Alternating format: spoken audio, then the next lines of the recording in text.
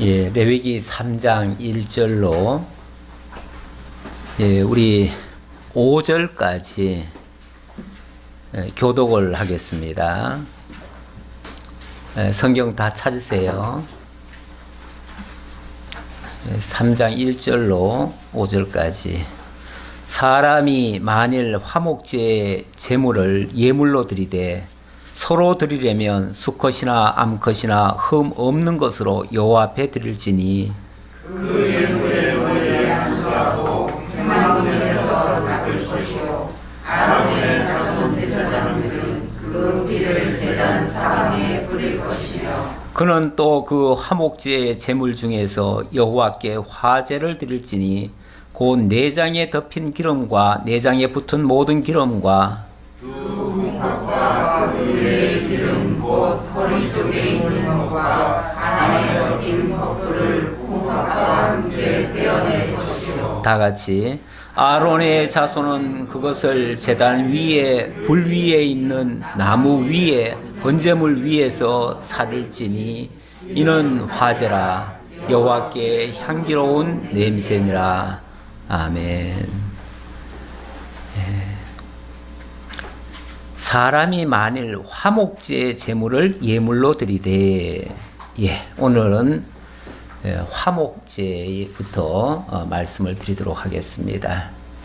레위기에 제사 종류가 크게 5가지가 나옵니다. 번제, 소제, 그리고 오늘부터 증거되는 화목제, 속제제, 그리고 속건제, 제사에 드려지는 예물, 그 예물을 살펴보려고 합니다. 오늘은 그 제사 자체가 아니라 그 제사에 드려지는 예물, 이 예물을 살펴보면서 동시에 왜 그렇게 드려야 하는가에 대한 그 의미를 살펴보려고 합니다. 일단 모든 제사는 근본이 희생에서부터 출발하고 있다고 말씀드렸습니다. 그리고 목표는 하나님과의 관계 회복에 목표를 두고 있습니다. 그러니까 그 말은 처음 하나님이 인간을 지으셨을 때에 그 상태에서 그대로 머물러 있지 아니하고 뭔가 바뀌었다는 뜻입니다.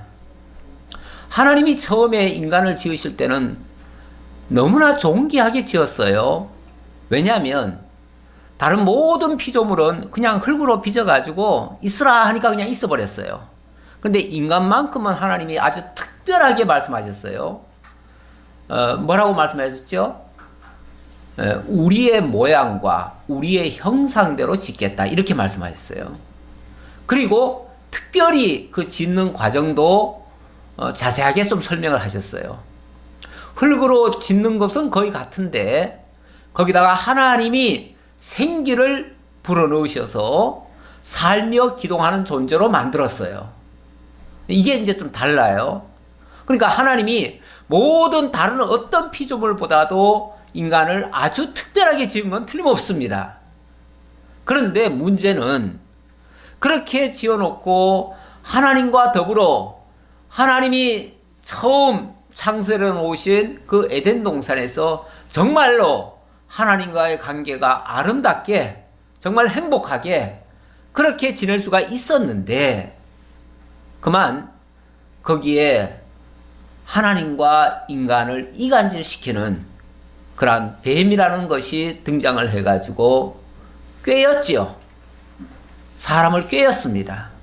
꾀이고 나니까 그 꾀임에 받은 인간이 그만 하나님을 대적하고 말았습니다.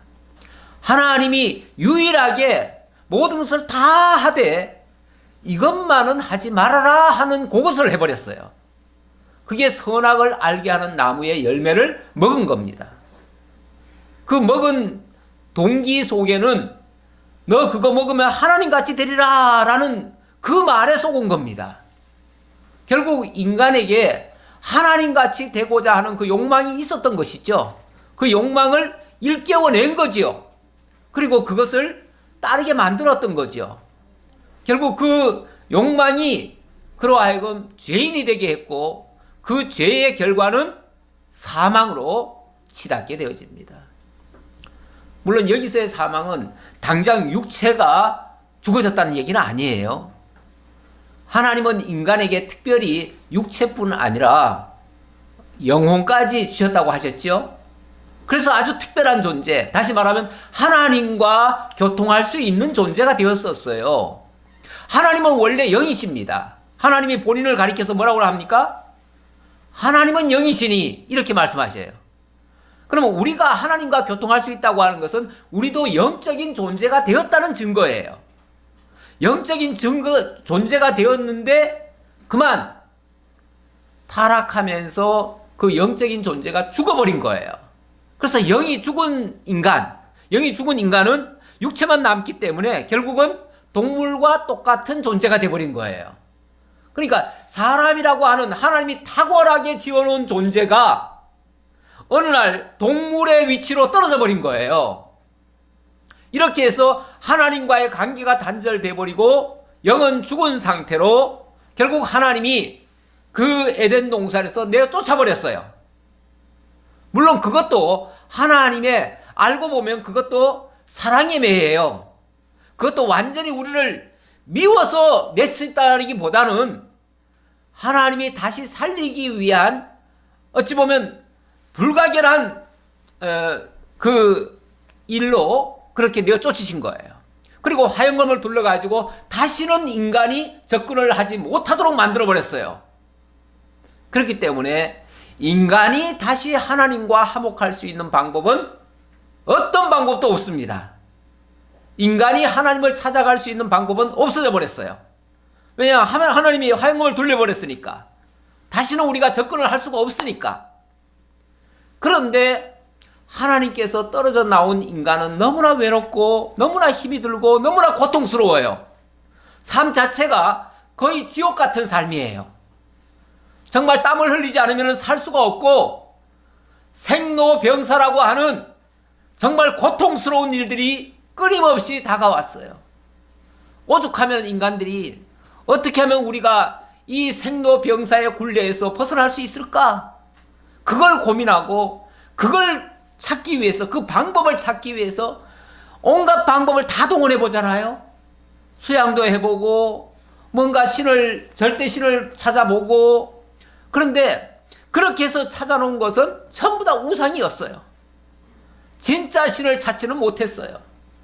그리고 자기들 나름대로 정성을 바치고 온갖 방법을 다 동원해가지고 결국 그 생로병사의 굴레에서 벗어나려는 그 시도를 했는데 그걸 소위 말해서 해탈이라고 그러죠. 해탈의 경지에 들어서려고 오만 고생을 다 했는데 결과는 다 실패였습니다. 그래서 인간이 하는 모든 행위는 우상만 불러 만들었을 뿐 결과적으로 하나님과의 화목은 이루지 못했습니다. 하나님께로 나아가지 못했습니다. 그런데 그 키는 하나님이 지고 계셔요. 인간은 하나님께로 나아갈 수 없었지만 하나님은 우리에게로 다가올 수 있었습니다. 하나님이 다가오시면 우리와 만날 수 있는 것이죠. 그래서 하나님이 우리에게 찾아오시는 겁니다. 찾아오시기 위해서는 그냥 찾아올 수는 없습니다. 왜냐하면 너무나 큰 죄의 담이 쳐져 있어요. 이걸 허물어뜨려야 돼요. 이 강을 건너야 돼요. 이걸 위해서 값을 치러야 됩니다. 값을 치러야 되는데 인간의 값으로는 이게 해당이 안 됩니다. 인간은 이미 다 버려진, 어찌 보면 다 쓸모없는 존재가 되어버렸는데 그게 무슨 값어치가 있습니까? 그래서 그 희생 가지고는 안 되고 정말 의로우신 희생이 있어야 됩니다. 그 의로우신 희생이 바로 영원 자존하신 그리스도, 그 그리스도를 독생자 되시는 그 그리스도를 보내셔서 그분으로 하여금 우리의 죄값을 담당하게 하시는 겁니다. 그 담당하게 하심으로써 비로소 하나님과 우리 사이에 가로막혔던 그 죄의 담을 헐어버리는 작업, 이거를 화목제물이다 이렇게 얘기를 합니다. 하나님과 우리의 관계, 처음에는 사실은 그게 필요가 없었을 수 있어요. 그런데 타락했기 때문에 버려졌기 때문에, 떨어졌기 때문에, 죽었기 때문에, 그래서 하나님이 우리를 다가오신 겁니다. 찾아오신 겁니다. 그리고 하의 손을 내밀어 주신 겁니다. 이제 우리 보고 내가 너의 모든 장애물을 다 걷었으니 나를 붙잡아라. 나를 붙들어라. 나와 함께 가자. 그렇게 말씀하시는 것이 소위 말해서 복음인 겁니다. 그 복음의 초청장을 가지고 우리 주님이 다가오신 겁니다.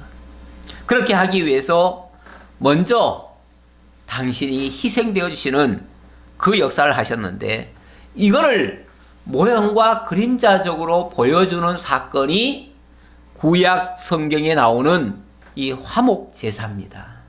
이 화목제사라고 하는 것은 결국 하나님과 우리 사이를 다시 이어주는 이런 모습입니다. 그 화목이라고 하는 그 단어가요, 제가 한번 찾아보니까 이게 서로 하자에다가 마주 본다고 하는, 서로를 이렇게 마주 본다고 하는 그런 의미더라고요. 거기에 그래서 목자에 보면은 이 눈목자가 있어요.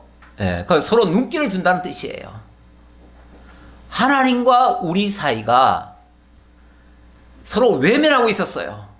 외면하고 있었는데 다시 눈길을 주시는 거예요.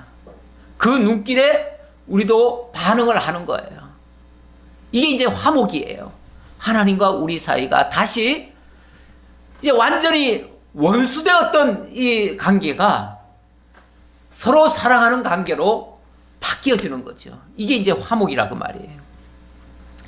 이러한 화목을 위해서, 이거는 물론 하나님이 하신다고 하는 그거를 알려주기 위해서 구약시대에 화목제사라고 하는 제도를 만들어서 내가 이렇게 할 거다라고 하는 것을 알려주신 거예요. 알려주셨고, 그것을 실제로 하신 분은 우리 주 예수 그리스도십니다. 그러니까 이 시점으로 말하면은 먼 미래에 이루실 일이에요. 먼 미래에 이루실 일이기 때문에 이게 예언적이고 또 하나님의 언약인 거예요. 이 제사를 통해서, 그래서 모든 제사는 하나님의 언약인 겁니다. 언약이고, 그 언약을 예수 그리스도가 실제로 이루심으로써 우리에게 적용이 되어지는 것입니다. 자, 이런 목적 하에 제사가 드려지셨다. 특히 화목 제사가 드려지셨다. 뭐 앞에 이미 번제와 소제도 있었지만 근본적으로 모든 제사의 목표는 하나님과 우리와의 관계 회복입니다. 그래서 어떤 면에서 앞에 번제나 소제는 제사 드리는 제물이나 그 제사 드리는 방법론이고요, 일종의. 목표는 오늘 화목제가 사실은 더 중요한 목표점에 있는 겁니다. 자, 이제 내용을 좀 보도록 할까요? 그런데 이 화목제는 몇 가지 다른 제사와는 좀 아주 특이한 게 있어요. 일단 제물 자체가, 이 번제 같은 경우는 항상 보면은 수컷으로 드리라고 그랬죠. 수컷, 1년 된 뭐 수컷 이런 걸 드리라고 했는데, 이 화목제는 그런 제약이 없습니다. 그래서 암컷으로도 드려도 됩니다. 그런 제약이 없고, 그리고 번제나 소제는 몽땅 다 하나님께 바칩니다. 하나님께. 그래서 몽땅 다 태워드리는 것이 원칙이에요. 그런데 이 화목제는 하나님께 일방적으로 드리는 것으로 끝나는 게 아니에요.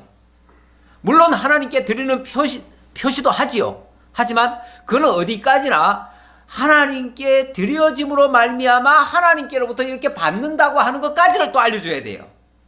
그래서 하나님께 드려지는 것은 어떤 면에서 최소한입니다. 최소한. 그리고 나머지는 다 오히려 그 제사를 드리는 자가 받습니다. 제사를 드리는 자가 받다 보니까 그 제사를 집전하는 제사장이 일부를 받고요. 나머지는 그 제사를 드리는 자가 나머지를 다 가집니다. 그렇게 해서 하나님께 최소한으로 드리고, 그래서 하나님께 드려지는 거는 보면은 뭐냐면은 주로 피, 기름, 뭐 콩팥, 뭐 꺼풀, 뭐 이런 것들이에요. 사실 이런 것들은 원래 하나님이 그렇게 말씀하셨죠. 피는 생명이라, 또 기름은 내 것이라. 하나님의 힘의 상징이에요. 피는 생명의 상징이고요. 이런 것들을 내게 돌리라 그래요. 그런 것들은 내게 돌리면서 너희는 먹지도 말아라 그래요. 다시 말하면 우리가 먹지 못할 것을 하나님이 받으시고, 그 중에 이 어깨 중에서도 오른쪽 어깨를 또 특별히 얘기를 해요. 오른쪽 어깨와 또 이 가슴, 이 부위는 제사장에게 돌려라. 뭐 넙죽다리 뭐 이것까지 제사장에게 돌려라. 그리고 나머지는 전부 다 제주에게 돌려라. 이렇게 얘기를 합니다. 이 제사장에게 돌린다고 하는 것은 어떤 면에서 제사장이 지난번에 우리 왜 그 의복을 볼 때, 제사장 그 복장을 볼 때 가슴에 흉패를 달고 어깨에 견대를 가졌잖아요. 그래서 이스라엘 12지파를 어깨에도 짊어지고 가슴에도 안고 있었어요. 그렇죠? 이스라엘 12지파에 대한 보석을 그렇게 했잖아요. 다시 말하면 제사장의 역할이 이스라엘 백성 전체를 대표하는 거예요. 그 대표하는 것을 그 짐승 그 제물에서도 거기서 나타나는 거예요. 그러니까 제사장이 무슨 역할, 어느 부분을 담당하고 있다는 것을 나타내는 거죠. 그렇게 하고 나머지는, 그러니까 실질적으로 먹을 것들은 다 백성들이 먹는 거예요. 그렇죠? 그러니까 이거는 어찌 보면 하나님도 만족하고 제사장도 만족하고 또 백성들도 만족하고 드리는 자와 받는 자가 모두 만족하는 거, 이게 화목이에요. 다른 제사는 일방적으로 하나님께 바쳤다면 이 화목제는 모두가 함께 드려지고 함께 받고, 그러다 보니까 이거는 그 하나님과의 그 관계 회복에 초점이 맞춰져 있다. 이렇게 보시면 되겠습니다.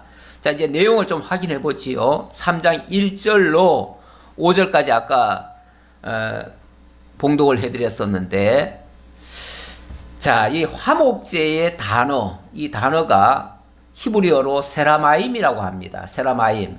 이 세라마임 하니까 이 그 자음을 빼버리고 모음만 보면은 이게 샬롬과 같은 어원에서 나온 말입니다. 그래서 이 어원 자체가 감사나 평안이라고 하는 의미를 가지고 있습니다.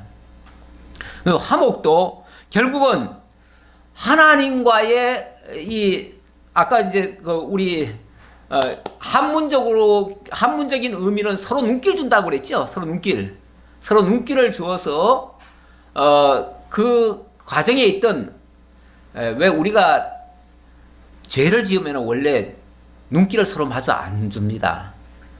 죄 지은 사람의 제일 특징이 뭐냐면 눈을 똑바로 못 쳐다봐요. 그래서 죄 지은 사람한테 그 치조하는 사람들이 그렇게 말하지요. 눈 똑바로 들어. 내 눈 똑바로 바라봐. 그러면 이게 거짓말을 못해요. 거짓말을 하려고 하면 눈동자가 이상해져요. 사람이 정상인지 아닌지는 눈동자를 보고도 그래서 어느 정도는 판별이 돼요. 그래서 눈동자를 보면 그 사람이 어느 정도 진실하다. 정말 간절함으로 그 눈동자에 벌써 나타나요.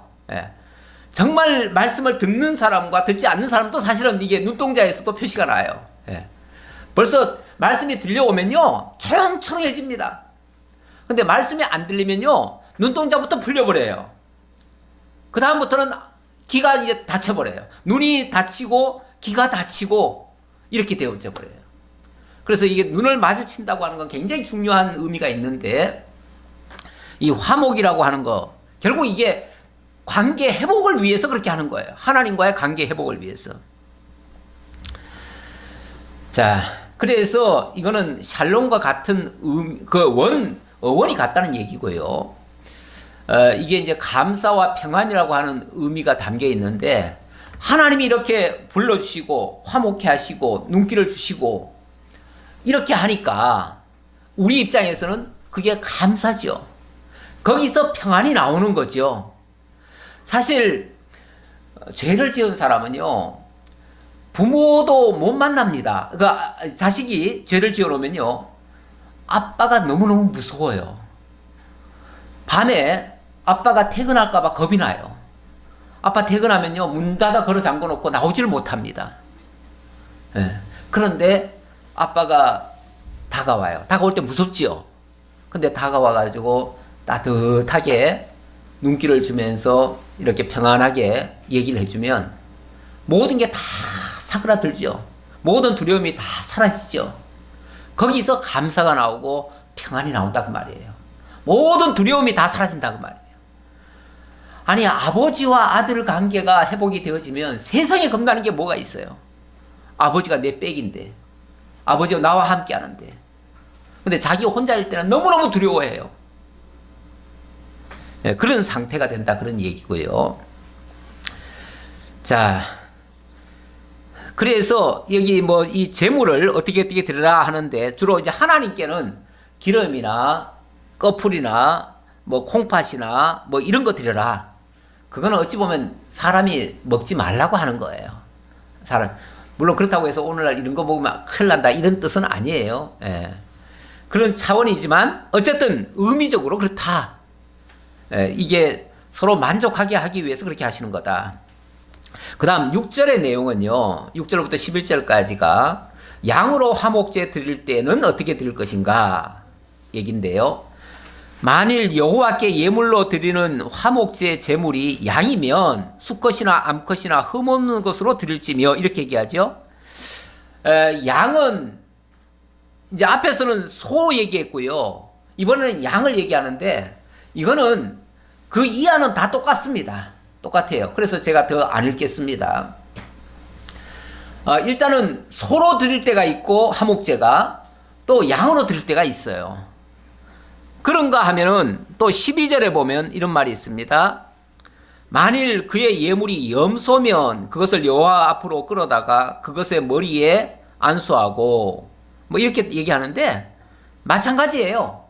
그러니까 소로 드릴 때, 양으로 드릴 때, 염소로 드릴 때, 그리고 이제 더 나아가면은 또 다른 걸로도 드릴 수 있어요. 꼭 이걸로만 드리라는 게 아니에요. 근데 이게 왜 이렇게 이제 종류를 달리 얘기하냐면 이거는 그 화목제를 드리는 사람의 어떻게 보면 신분이나 이런 거에 따라서 달라요. 예를 들면 지도자급에 있는 사람들, 또 뭐 예를 들어서 왕이나 또 제사장이나 이런 경우는요 서로 드려야 됩니다. 그 다음에 족장이나 방백들은 양으로 드립니다.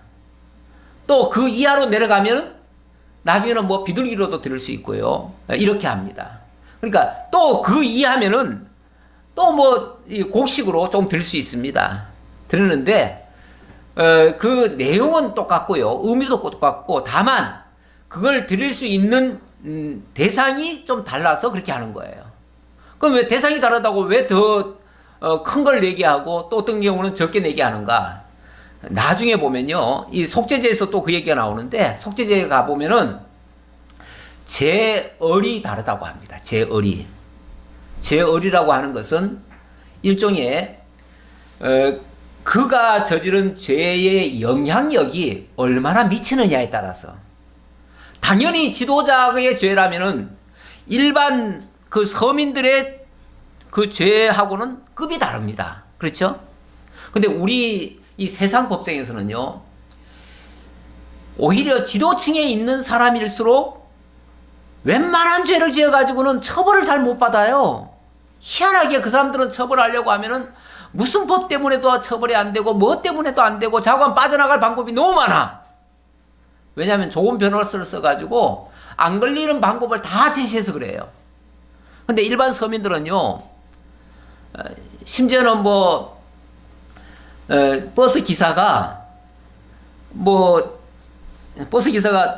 그 졸려가지고 커피를 사 먹었대요. 그 버스에서 나오는 돈 가지고. 그 400원짜리 2번 사 먹어가지고 800원 썼대요. 그것 때문에 징역 1년 갔잖아요. 서민들은, 그리고 해고됐잖아요. 예. 서민들은 이거를, 죄로 따지면요, 다 죄죠. 다 죄니까 엄청나게 처벌을 받아야 마땅한데,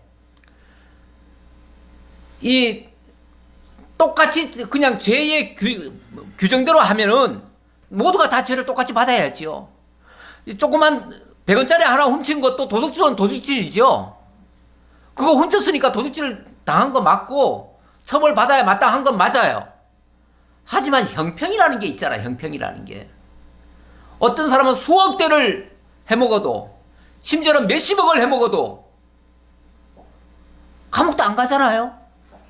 그런 경우도 있어요. 왜요? 그 사람 처벌할 법은 없어요. 그래서 그런 거예요. 그 법이라는 게 지금 세상법이라고 하는 거는 이 고무줄 잣대예요. 예. 그런데 이 성경적으로 보면은 죄얼이 크면, 다시 말하면 지도급에 있는 사람은 그 죄의 영향이 자기 한 사람에서 그치지 않아요. 그건 수많은 사람들에게 그 영향을 미쳐요. 이런 경우는 엄청나게 죄값을 크게 물어야 돼요. 크게 물리니까 이 재물 중에서는 제일 큰 게 뭐예요? 이 거룩한 재물 중에서는 제일 큰 게 뭐예요? 소지요. 그래서 소로 드리라는 것이고, 일반 백성들은 그 죄얼이 크질 않아요. 그러니까 그런 경우는 그냥 비둘기 한 마리 정도 이렇게 이제 하는 거죠.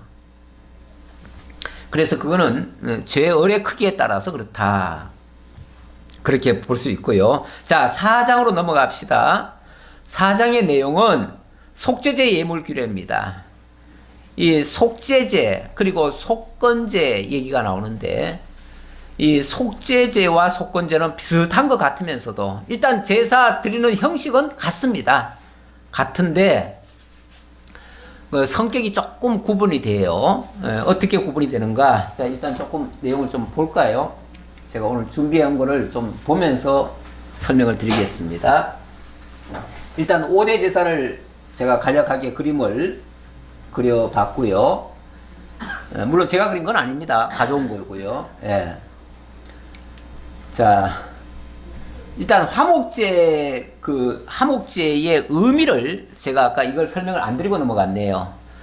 이 화목제는 이것이 우리 주 예수 그리스도를 가리키는 그 언약의 내용이다 그랬는데, 실제로 요한 사도는 이렇게 말합니다. 요한 1서 2장 2절에 보니까 그는 우리 죄를 위한 화목제물이니, 그는 우리 죄를 위한 화목제물이니 우리만 위할 뿐 아니요 온 세상의 죄를 위하심이라. 사랑은 여기 있으니 우리가 하나님을 사랑한 것이 아니요 하나님이 우리를 사랑하사 우리 죄를 속하기 위하여 화목제물로 그 아들을 보내셨습니다. 제가 아까 그랬죠. 우리는 하나님께로 다가갈 수가 없었다고요. 그런데 하나님이 우리에게 다가오셨다고요. 이게 하나님의 사랑입니다. 아니, 죄인을 향해서 눈길을 주는 그것이 얼마나 큰 사랑입니까? 그걸 위해서 자기의 독생자를 보내셔서 우리의 죄를 대속해 주시고 우리도 당신의 아들로 삼아주셨다. 얼마나 큰 사랑입니까? 그 죄인을, 원수된 자를 끌어다가 죄를 속해주고 깨끗게 해서 자기 아들로 삼아주셨다.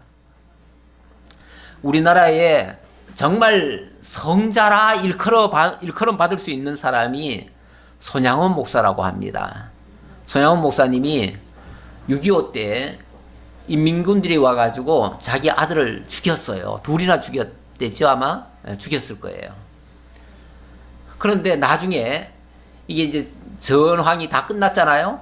전쟁이 다 끝난 다음에 그 죽인 사람이 어찌 보면 인민군에 부역을 해서 죽인 거예요. 자기가 죽였다기보다는 인민군에 부역을 했으니까 결국은 죽인 겁니다. 죽여놓고 이제 나중에 그 화근이 올까봐 이제 와가지고 잘못했다고 이제 비니까, 그 이미 죽은 것은 뭐 어쩔 수가 없고요. 그건 하나님께 보내드린 거나 마찬가지고, 자기 아들을 죽인 사람을 자기 아들로 삼았대잖아요. 수양 아들로 삼았대요.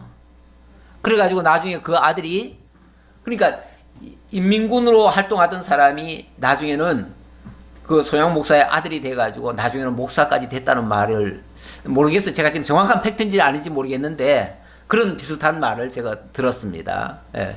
제가 혹시 내용이 조금 틀리면 나중에 이해해 주시기 바라고요. 이렇게 원수된 자를 죄를 사해 줄 뿐만 아니라 자기 아들로 삼아 주셨다. 이거는 어마어마한 큰 사랑입니다. 하나님이 원수되었던 우리를 사랑하셔서 당신의 아들로 삼아 주셨어요. 그래서 우리가 하나님을 사랑한다고 하면 그거는 우리가 하나님을 사랑한 게 아니고 하나님의 사랑이 우리를 사랑해 주신 거예요. 하나님이 우리를 사랑해 주셨기 때문에 우리는 거기에 어찌 보면 화답하는 거죠. 그 은혜를 깨닫고 그 사랑을 깨달은 자가 비로소 하나님을 사랑하게 된 것이죠. 그러니까 내가 하나님 사랑했다고 말할 수가 없는 거예요. 하나님의 사랑이 나로 하여금 하나님을 사랑하게 만든 거죠. 자, 그런 차원에서 말씀드릴 수 있고, 속죄제 예물 규례는 속죄제 예물 역시도 여기서는 모형과 그림자적으로 이렇게 제사를 드리라 하지만 이거는 결국은 우리 주 예수 그리스도께서 우리를 대신해서 속죄제사 드려주실 것, 그 제물에 쓰여질 예물이다 그 말이죠. 그 쓰여질 예물로서 우리 주 예수님이 오셨다. 그 얘기를 히브리서 9장에서 얘기하는데요. 일단 본문 잠깐 보고 이 부분을 다시 설명드리죠. 여호와께서 모세에게 말씀하여 이르시되 이스라엘 자손에게 말하 이르라. 누구든지 여호와의 계명 중 하나라도 그릇 범하였으되 만일 기름 부음을 받은 제사장이 범죄하여 백성의 허물이 되었으면 그가 범한 죄로 말미암아 흠없는 수송아지로 속죄 제물을 삼아 여호와께 드릴지니. 자, 이스라엘 자손에게 누구든지 여호와의 계명 중 하나도 그릇 범하였으되, 이 죄라고 하는 게 뭐냐면요, 근본적으로 죄라고 하는 건 큰 죄가 있고 작은 죄가 있는 건 아닙니다. 물론 천주교에서는 대죄, 소죄 해가지고 죄를 구분을 합니다. 구분해가지고 대죄는 정말 이건 하나님 앞에 죄 짓는 거고, 소죄는 우리들끼리 죄 짓는 거기 때문에 대죄는 지옥 가야 되지만 소죄는 지옥까지는 안 가고 우리끼리 잘 해결하면 된다. 쉽게 말하면 너들끼리 타협해라. 우리 왜 보통 잘못하면은 너들끼리 다 이렇게 타협해. 그래가지고 우리 다 합의했습니다 하고 합의서 갖다 주면은 그래 뭐 너들끼리 다 했으니까 그냥 죄 없다 이렇게 그냥 쳐주는 경우가 있지요. 가끔 세상 법정에 있습니다. 그런데 엄밀하게 말하면 하나님 앞에는 큰 대죄가 있고 소죄가 있는 건 아니에요. 근본적으로 모든 죄의 싹은 사망입니다. 사망이에요. 그런데 오늘 본문에 보니까 뭐를 죄라고 규정을 하냐면 여호와의 금령 중 하나라도 그릇 범하였다면 그게 죄라는 거예요. 그렇죠? 죄라고 하는 거는 많은 죄, 여러 가지 죄 저질러야 흉악무도한 죄인입니까? 한 개만 저지르면은 그거는 봐줄 만한 죄인입니까? 예쁜 죄인입니까? 그렇지 않아요.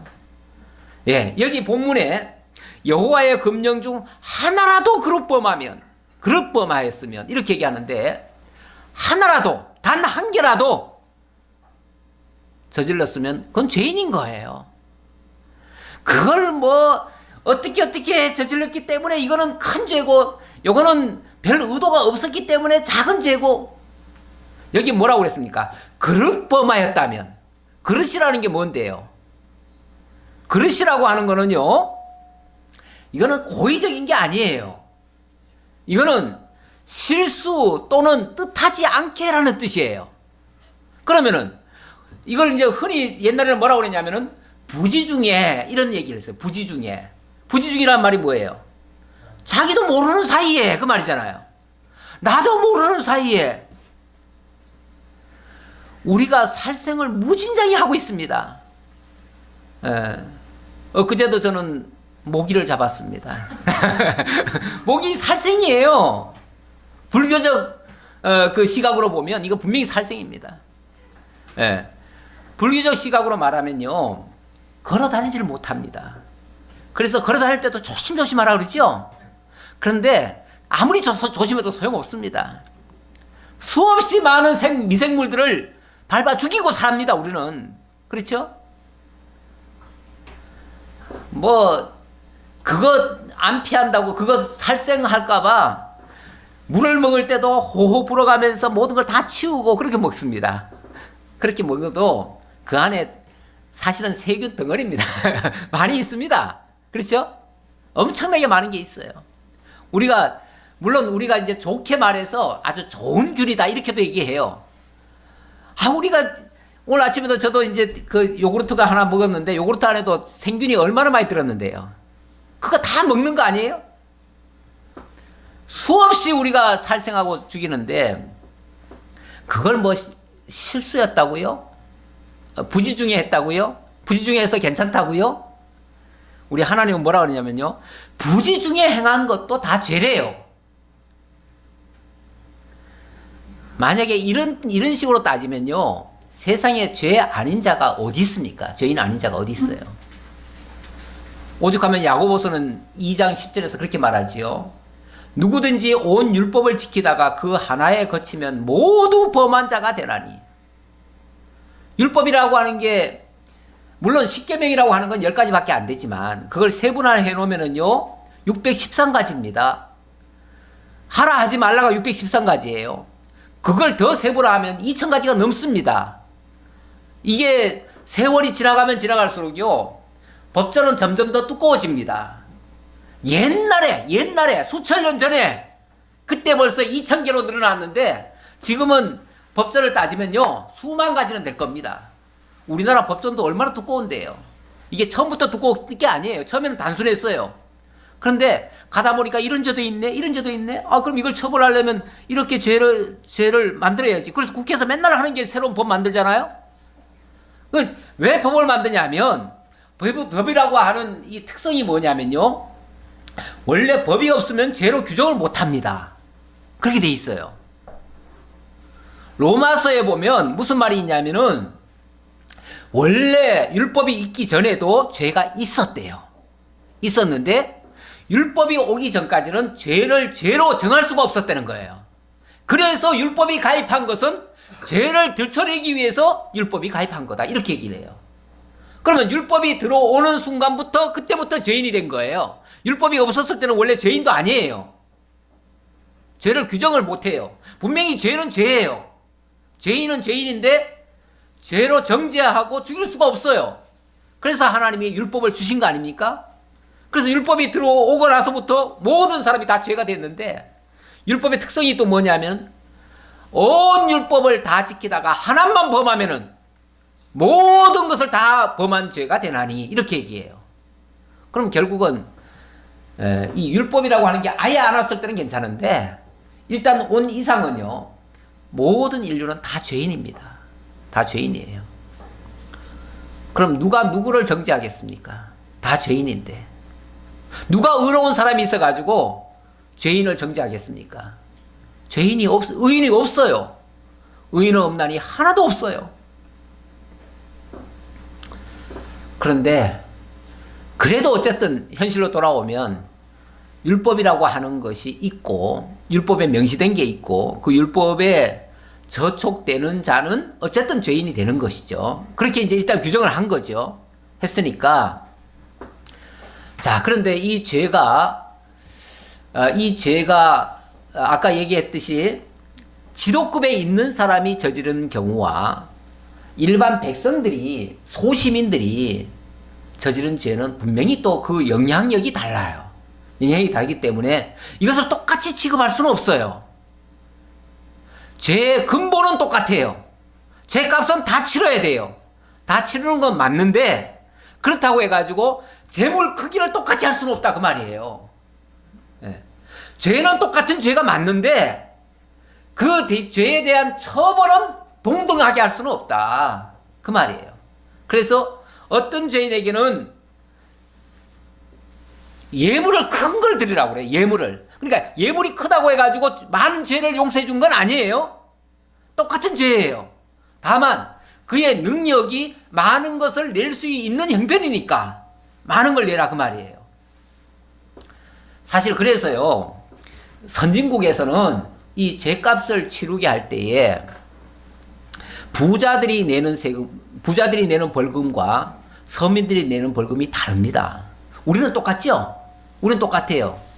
예. 길거리에 우리 여기 지나가다가 요 앞에서 차 그 신호 못 보고 넘어가면요 13만 원 12만 원 냅니다. 저는 얼마 전에 승합차를 가지고 있었기 때문에 13만 원 냈어요. 아주 아까워 죽겠어요. 그런데 그거를 정말 고위층에 있는 사람이 지나가도 똑같이 냅니다. 그들이라고 더 내지 않아요. 그런데 엄밀하게 말하면 그 사람들한테는 그거 껌값입니다. 근데 우리들한테는요, 아 이거는 뭐 며칠 일당이 날아가는 거예요. 만약에 일하는 사람 같으면은. 그렇죠? 이게 어떻게 똑같을 수가 있습니까? 죄는 같겠지만 어떻게 똑같이 그 벌을 물어야 되겠습니까? 그래서 일부 선진국에는요, 이건 똑같이 무는 것이 불평등하다. 그래가지고 부자들은 그 사람 재산이 얼마인가를 따져가지고 그 재산에 비례해서 벌금을 냅니다. 그러다 보니까 똑같은 그 잘못을 해도 벌금이 수천만 원을 내는 수도 있어요. 사실은 그래야 되는 겁니다. 그게 공평한 거예요. 왜냐하면 그 사람 형편에 맞춰서 내는 게 맞지요. 그리고 서민한테는 진짜 서민들한테는 한 5천 원 정도만 받아야죠. 그래야 맞아요. 그래야 맞는데 이게 똑같아요. 그런데 그 법을 제정하시는 분이 누가 제정을 하냐면 저 고위층에 있는 사람들이 제정을 해요. 그러다 보니까 자기 형편에 맞춰서 제정을 해. 그러니까 이 서민들이 13만 원씩 내는 걸 이게 무슨 돈이냐 이게 생각을 못 해. 근데 서민들은 그거 하루 하면요, 그날 만약에 영업하시는 분들 같으면은 며칠을 공친 거예요. 그거 한번 해놓고. 이렇게 하면은 부당하지요. 그러니까 부자들은 좀 큰 재물을 내야 돼요. 가난한 사람들은 좀 작은 재물을 내야 되고. 그래서 여기 제사장이 범죄하여 백성의 허물이 되었으면, 자, 이 말이 합니다. 3절에 만일 기름 부음을 받은 제사장이 범죄하여 백성의 허물이 되었으면, 아니 제사장이 범죄했는데 백성에게 허물이 되었으면, 이 무슨 얘기입니까? 제사장이 저지른 죄가 백성에게 영향을 미쳤으면 그 말이죠. 백성이 저지른 죄는요 제사장에게 영향을 안 미칩니다. 예를 들어서 거꾸로 백성이 한 사람이 저지른 건요 그 사람 자기 문제로 끝나요. 그런데 지도급에 있는 사람, 특히 온 백성을 대신해서 무슨 일을 하는 사람이 무슨 잘못을 하면 이거는 모든 백성들한테 다 영향을 미쳐요. 이걸 제가 죄얼이라고 아까 얘기했어요. 죄얼. 예, 죄의 영향이다 그 말이죠. 이 먼저 성경에 죄얼이라고 되어 있는데 이번에는 죄얼이라는 표현은 없어요. 다만 백성이 허물이 되었으면, 그 범죄가 백성에게 허물을 끼쳤으면 그 말이죠. 이게 이제 죄의 영향력입니다. 죄의 영향력, 죄얼.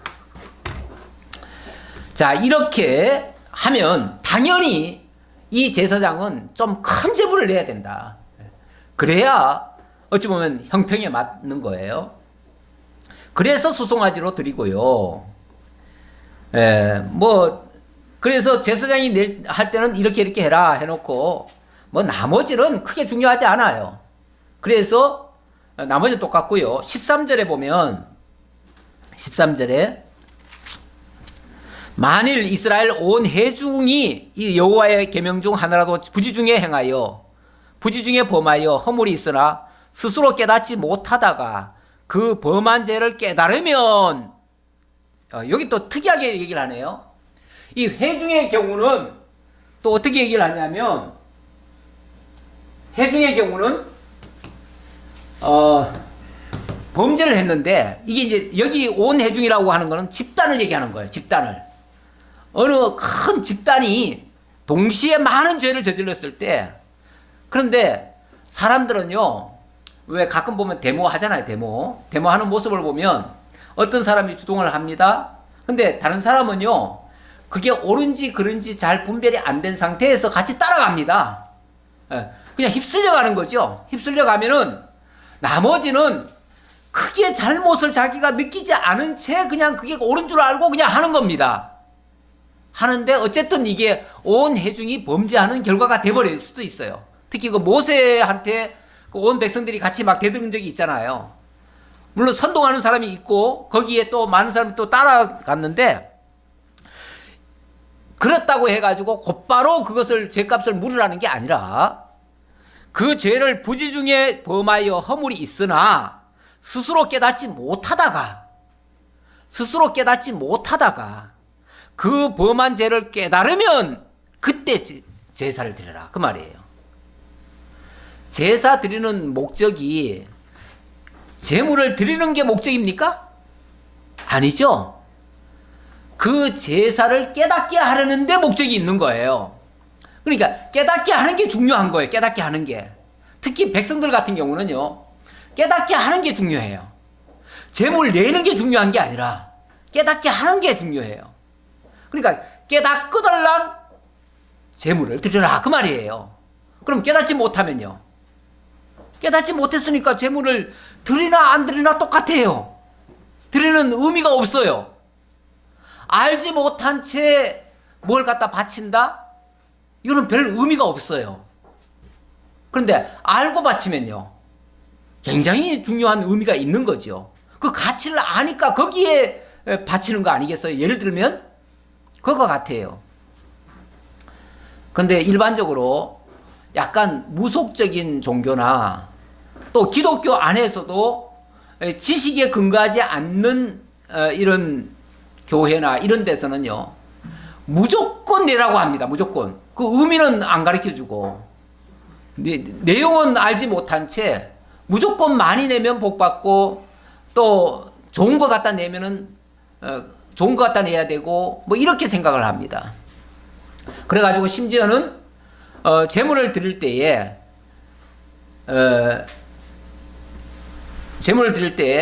하나님께 바치는 거니까 왜 내야 되는지는 모르고, 하나님께 바치는 거니까 가장 좋은 걸로 드려야 된다. 또 특히 심지어는 또 여기까지 가지요. 하나님과 목회자를 어찌 보면 동등시까지 여겨가지고, 심지어는 목회자에게 뭘 선물할 때는 제사의 것으로 해야 된다. 그리고 교회는 절대 중고 쓰면 안 된다. 하나님의 거룩한 곳에 최고의 품질로 해야 된다. 그래가지고 뭐든지 좋은 걸로, 뭐든지 선물도 좋은 걸로 해야 되고, 그래가지고 심지어 가난하신 분들이, 전에 어떤 분이 그런 얘기를 하더라고요.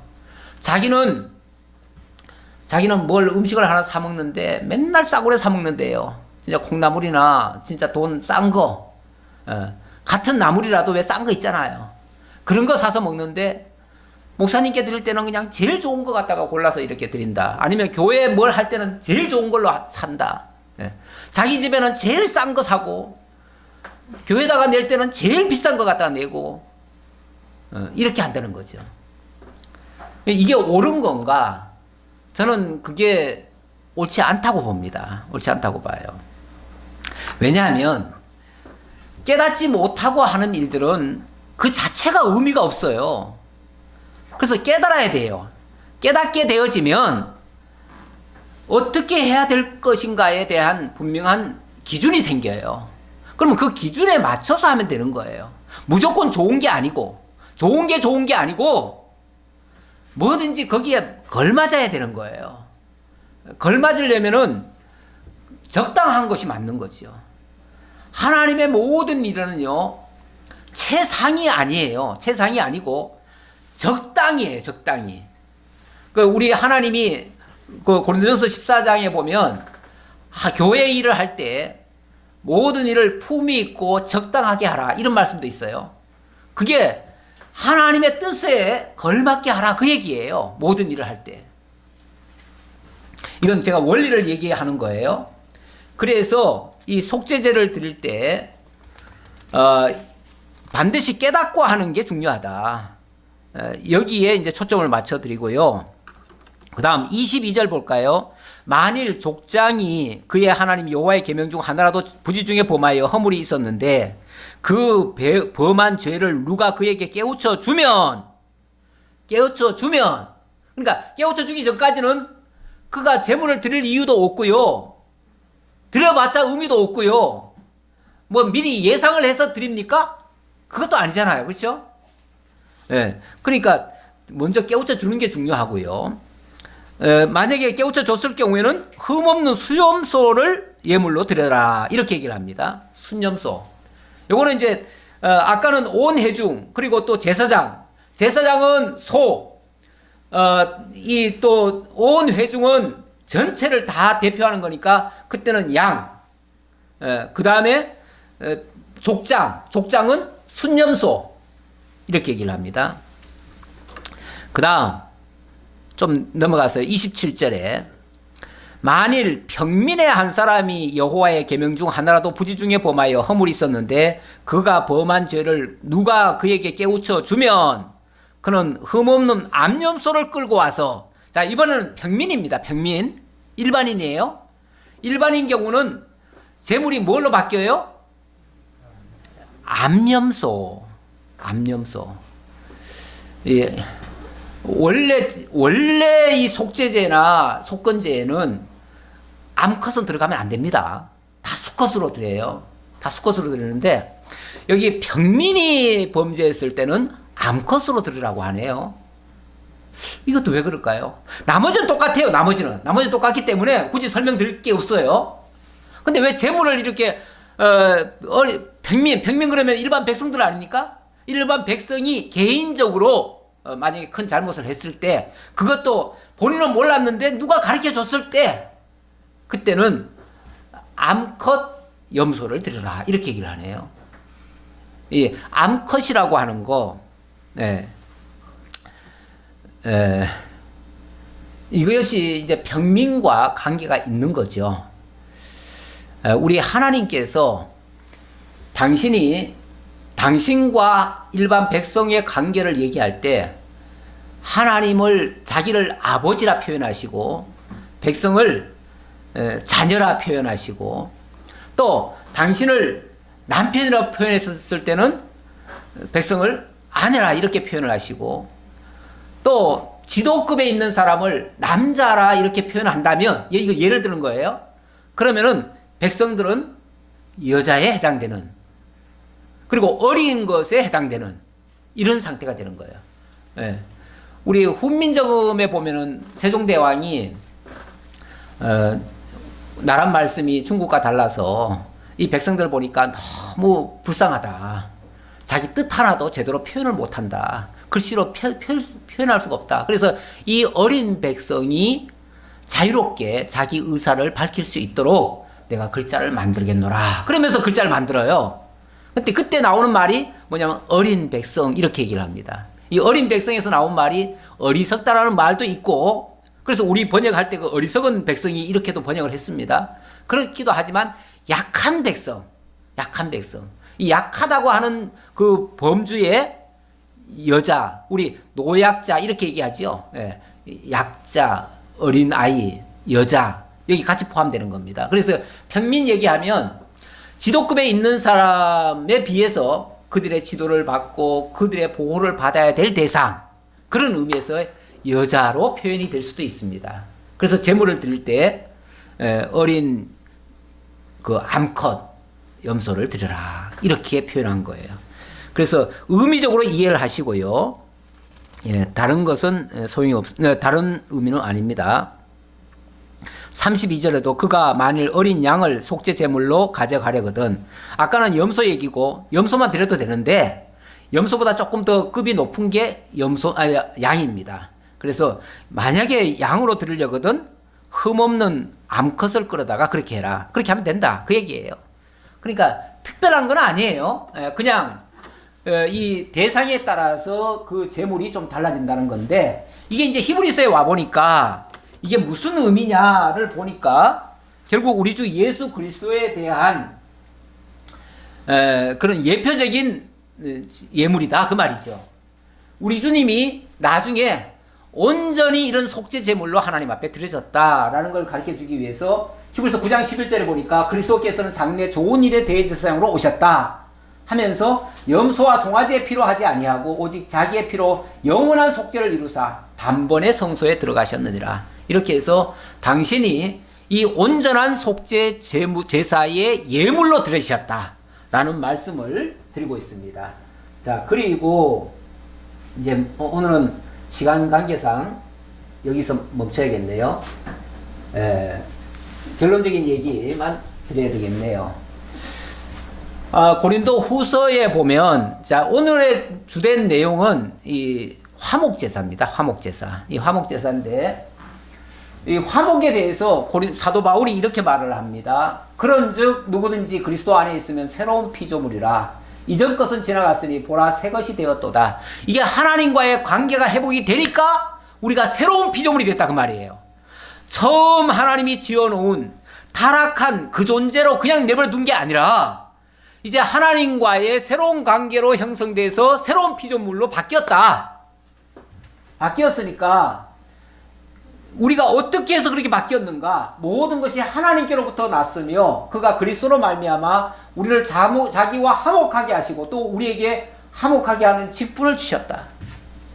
하나님이 그리스도를 통해서 우리에게 다가오셔서 우리와 화목을 이루어 주셨기 때문에 우리가 새로운 피조물이 된 거다. 그래서 이제 우리에게는 새로운 이 화목의 직분이 지어졌다. 그 말이에요. 지어졌는데 곧 하나님께서 그리스도 안에 계시사 세상을 자기와 화목하게 하시며 우리 하나님의 근본 의도, 근본 뜻이 여기에 있었다 그 말이에요. 그리스도 안에 계셔서 하나님이 그리스도 안에 계셔서 결국 그리스도를 통해서 세상을 자기와 화목하게 하시며 이 타락한 세상을 타락한 하나님 당신의 백성들을 여기 세상이라고 하는 게 온 세상을 얘기하는 게 아니에요. 타락한 하나님의 자기 백성들을 자기와 화목하게 하시며 그들의 죄를 그들에게 돌리지 아니하시고 화목하게 하는 말씀을 우리에게 부탁하셨느니라. 우리의 죄를 우리에게 돌리는 게 아니라 그 예수께 돌려가지고 우리에게는 화목하게 하는 말씀만 주셨다. 그러므로 우리가 그리스도를 대신하여 사신이 되어 자 그리스도가 그 역할을 하셨는데 이제는 우리가 그 증인이 돼서 그 말이죠. 그 증인이 돼서 하나님이 우리를 통하여 너희를 권면하신 것 같이 그리스도를 대신하여 간청하노니 너희는 하나님과 화목하라. 하나님과 화목하라.